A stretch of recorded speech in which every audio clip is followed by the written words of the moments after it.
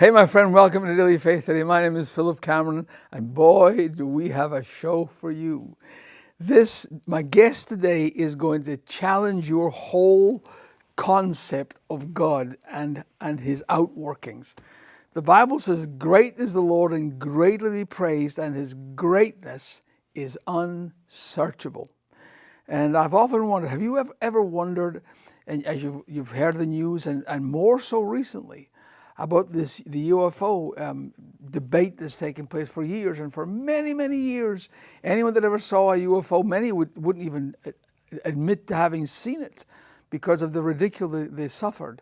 But in the last couple of years, suddenly, all of a sudden, these guys with jet fighters and the radar screens are showing us these objects that can do things that is not humanly possible. I mean, they can be at 50,000 feet and then 3 seconds later be at sea level and then go under the water and come back out again without losing speed.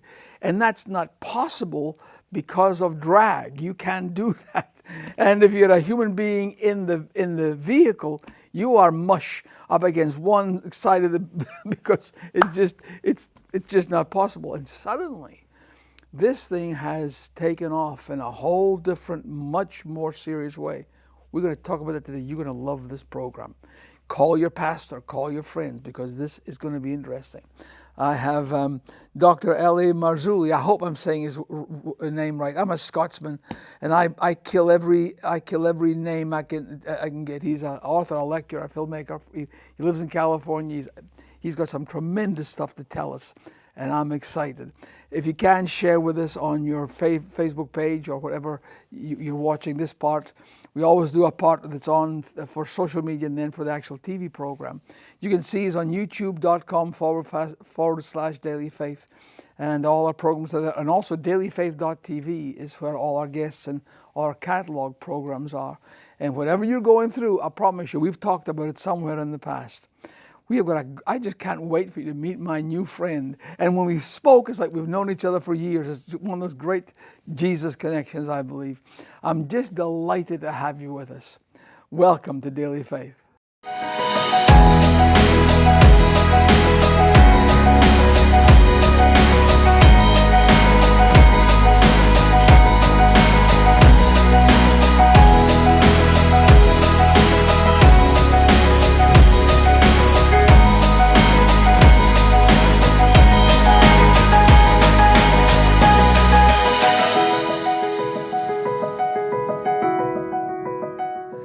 Hey, my friend, welcome to Daily Faith. My name is Philip Cameron, and I am delighted you are with us today. Whatever circumstance you're going through, I've got a great news for you. God's on your side. He loves you with a love that will never let you go. If you and I could only grasp how big He is and how mighty He is, but yet He is so intimate with us as well. He knows your heart. He knows your thoughts. Even the hairs on your head are numbered. Boy, that's something else. And before the computer systems that we now have, they can read billions of equations and whatever it is. There was no way that could be possible. And now we've discovered that a human-made computer can do this. How much more does your God know about your circumstance? And there's a chorus that sings in my mind all the time. Whenever I'm living my busy life, He works in ways I cannot see. He will make a way for me. And I'm here to tell you today, encourage your heart that God is going to make a way for you in your circumstance. We got a great guest today, and Dr. Ali Marzulli is with us, and he has got a crazy book that I want you to get, because I think it's going to open up, and it's going to open your brain up and your spirit up, just when you understand how big God is in the world we live in. And so I'm just so excited to have him with us today. What part of our ministry, apart from doing Daily Faith, my heart's passion is missions. 35 years ago, I adopted a wee boy from an orphanage in Romania, starving to death, freezing to death in this God-forsaken place that my father made me go to see. He watched this thing on the BBC, and he said, our baby is dying. This is during the revolution that took place there. And we ended up going, and just to keep him quiet, to be honest with you.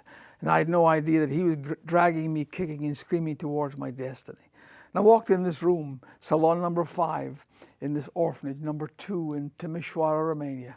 and saw this wee face in the middle of a whole bunch of faces. About 35 kids in this one room, and they're all rocking, clanging in their cribs, their metal cribs, painted with lead paint. And I picked this wee boy up and I said, I don't know who you are, but I'm not going to quit until I come back and get you. It took me a year to get him, and in that year we rebuilt the whole orphanage, and that birthed in me a passion for caring for these young folk that no one else cares. And most recently, 25 years ago that is, we went to a country called Moldova. It's still is the poorest country in Moldova. Highest number of alcoholics in the world. It's a desperate place. Left a remnant of the Cold War and the fall apart, the breakup of the Soviet Union. It was part of the Soviet Union, taken from Romania, and it was just kind of left by itself. And trafficking is one of the major industries of this place. One girl, and you'll be meeting one in a moment, one girl caught by the trafficker is worth $300,000 a year to them to make money off of her. And we get them back to, we have a tremendous place called Vatra Village, a whole village of homes beside the largest lake in the country of Moldova. And they come to Vatra Village. It was named Vatra before we bought this place. And they come to us, we put them back in school. We tell them, if you're born, God has a plan. You're not a mistake. He cares for you. And the most ridiculous thing is taking place. These kids that no one else wanted are turning in from being orphans to sons and daughters, and from sons and daughters to being missionaries. And they go out and evangelize. Each of these homes adopts a village, and they care for the kids of the village. They care for the widows of the village. And we also have a home in Ukraine. And during the war in Ukraine, our kids were on the border in no man's land between Moldova and Ukraine, sharing the gospel, feeding moms that had left their husbands to fight. Hundreds of thousands of people have died. Ukrainians, men, have died in this war that's continuing to this day. And these poor women have lost everything. And our kids, orphans that no one else thought anything about, were right there in the middle of sharing the gospel. And one of them is called Nadia. And her two sisters and Nadia are at Vatra Village. And here's her story. Watch this.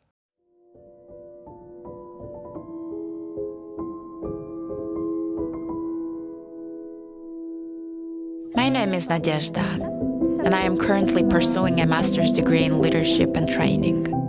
Growing up in a family with 9 children was both a challenge and a blessing. We lived in a tiny house where all 9 of us crammed into one room, while our parents slept in the kitchen. My mom and dad didn't have a formal education, which meant my dad worked tirelessly in construction, while my mom devoted herself to caring for us. Our childhood was tough. There were days when we struggled to find something to eat. In the cold winter, we often bundled up in layers of clothing just to stay warm while we slept. Celebrating birthdays felt impossible. We simply couldn't afford special meals, yet somehow God never abandoned us. He always looked after us in ways we couldn't even see. From the age of 6, we would rise before dawn, around 4 a.m., to work the fields so we could have something to eat. This often made us late for school, and other kids sometimes teased us, even bullying us because of our poverty. Those moments were painful, but they also shaped us. We learned to lean on each other, to support one another through every hardship. When I finished high school, deep down, I knew my parents wouldn't have the resources to help me continue my education. But their lack of schooling inspired me to seek out new paths for myself. So when I discovered the Orphans' Hands, it felt like a miracle. I could hardly believe that such a family existed, one that could offer us so much hope and support. When I first arrived at Vatra Village and saw the beautiful homes, my heart was overwhelmed. Our house had none of these comforts. We didn't even have a bathroom or proper flooring. In that moment, I truly understood the depth of God's goodness. Through the Orphans' Hands family, I felt enveloped in God's love. in a way I had never experienced before. My heartfelt encouragement to you is to place your trust in God, no matter the circumstances.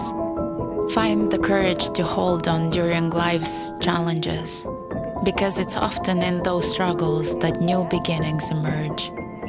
Remember, this is not the end. It's just the start of something beautiful.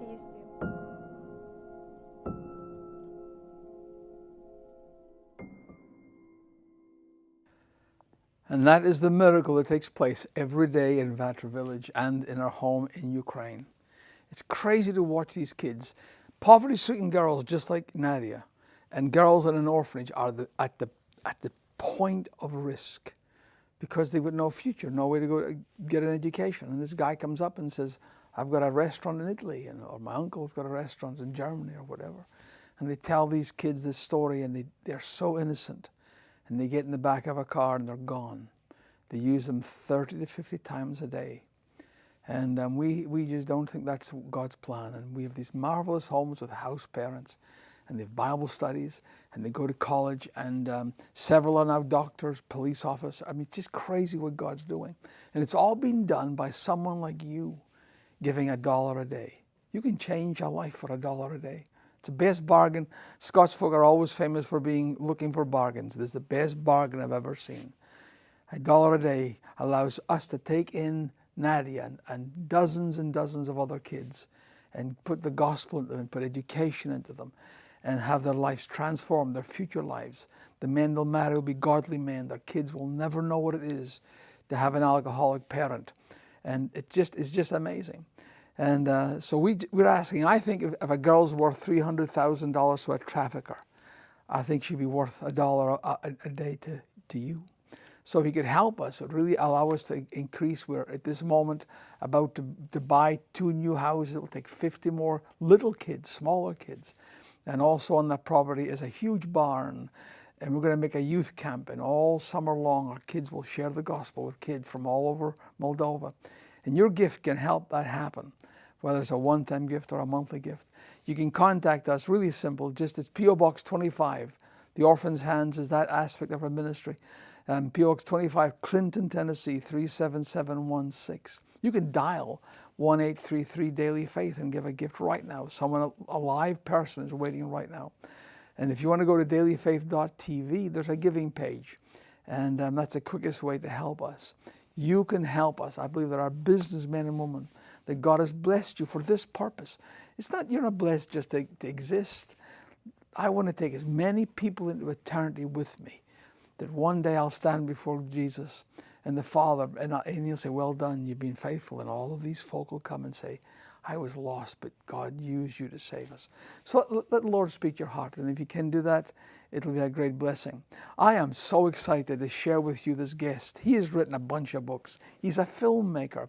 He lives in California. And his newest book is called Rungs of Disclosure.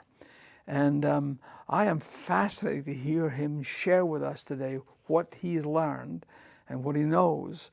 And I'm just honored to have him with me today. L.A., thank you for being with us on Daily Faith. God bless you. And it's great to have you with us. Well, I was completely blown away by the intro. And you can, the Lord just spoke to my heart. We're down for a monthly gift every month. Absolutely. We didn't show that.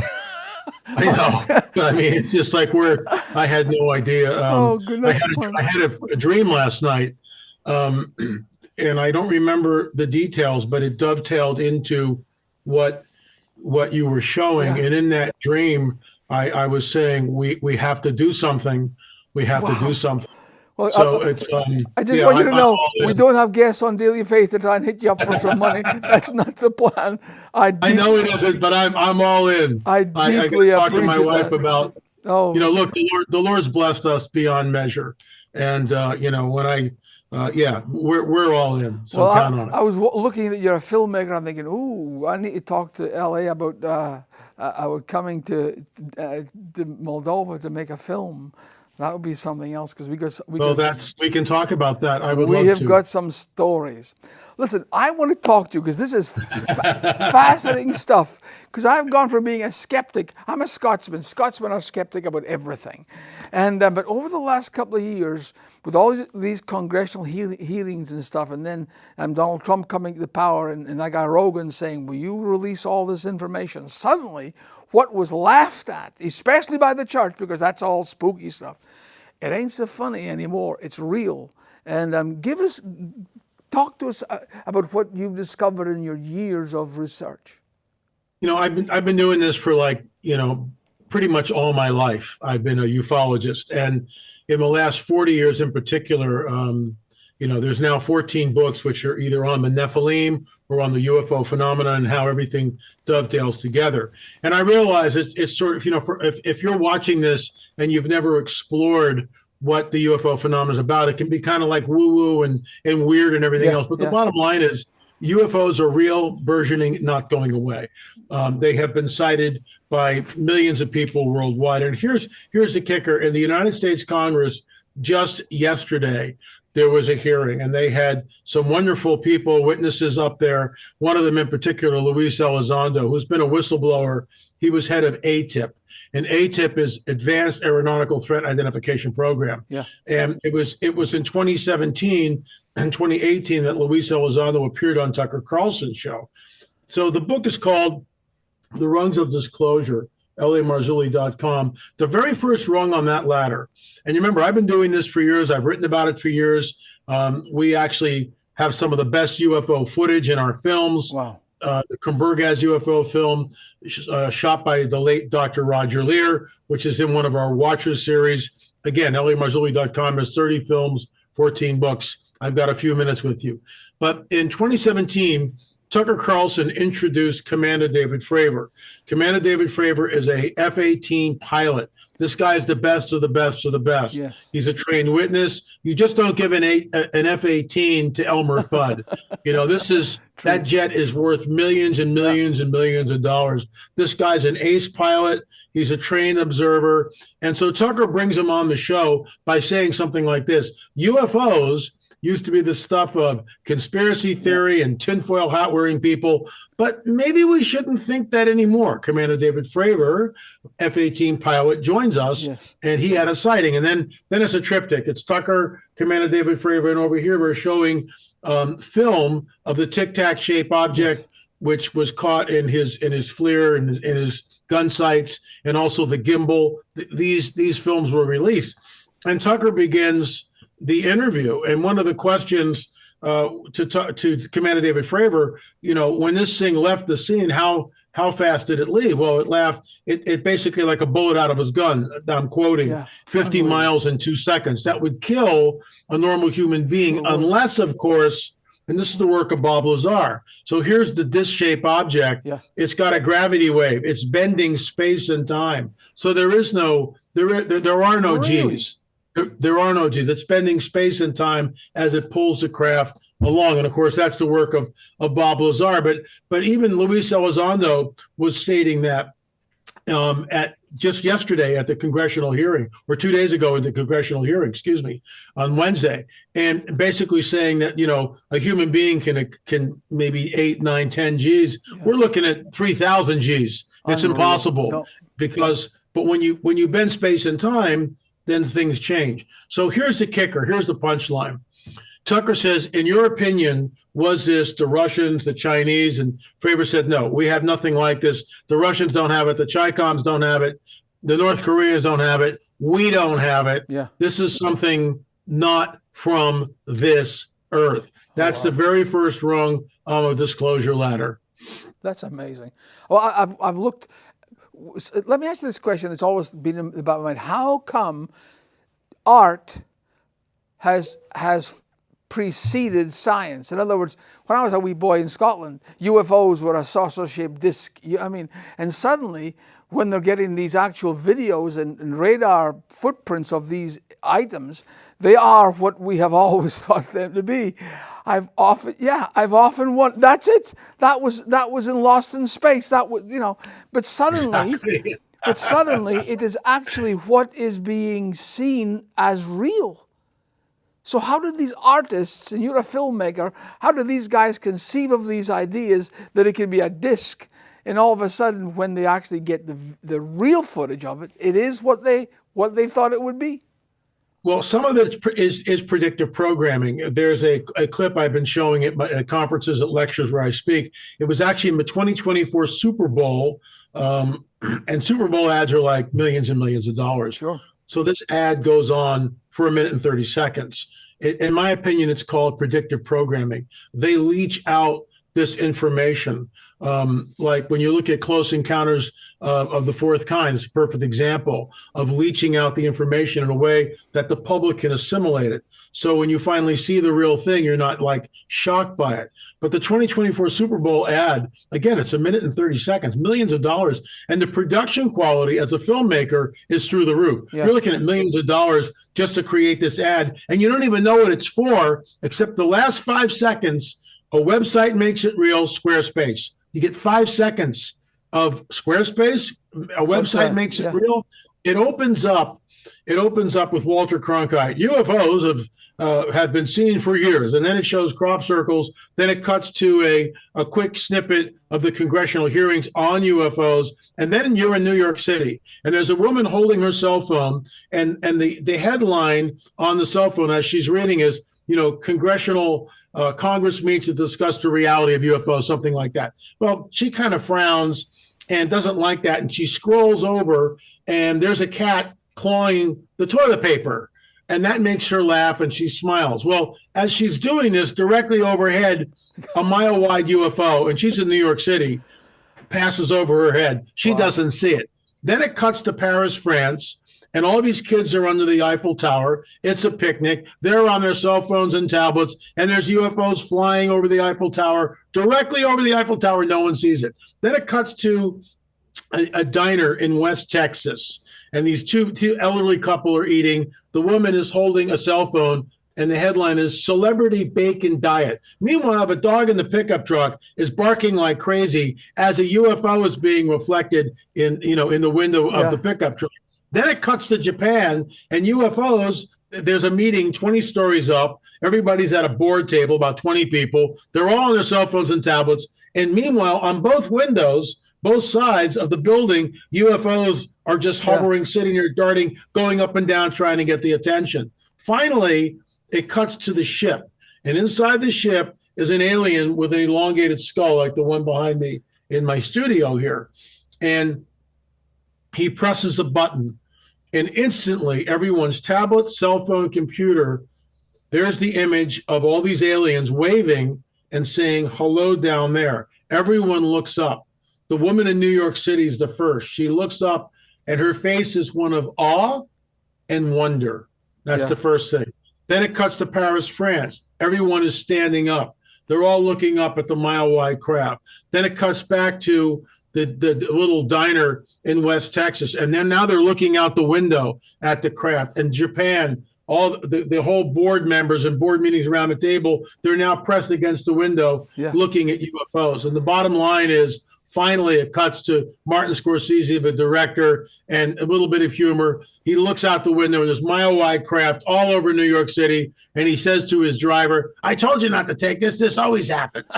And then it goes, a website makes it real, Squarespace. This is predictive programming. The reason why I bring this up is because this is the very last chapter in the book, The Rungs of Disclosure. When they show up, and they will show up, this is conjecture on my part, but it's based on decades and decades of research. There's going to be an event which triggers their revival. In 2 Thessalonians, it says, God sends them strong delusion. The word sends in the Greek can mean permit them to go. Now, in that same chapter in 2 Thessalonians, I think it's chapter 4, whatever is restraining the Antichrist, he's being restrained until he's taken out of the way. So there's a restraining that, in other words, these craft just can't land on the White House lawn for whatever reason. The protocols of this heavenly war, and by the way, these are not extraterrestrials from some faraway galaxy. They are interdimensional entities with a very dark and nefarious agenda. They are, in my opinion, the fallen angels.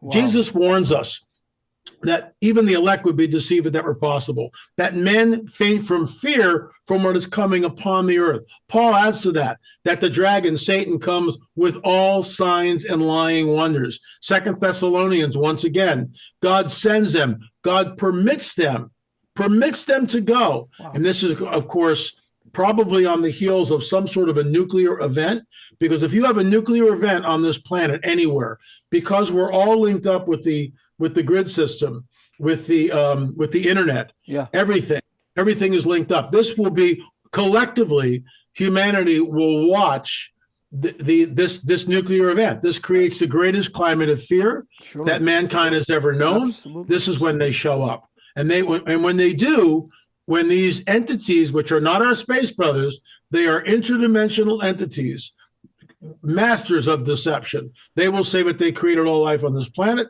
They genetically manipulated early man. They started the world's civilizations. Now at this critical juncture in human history, they are back to usher mankind into a golden age.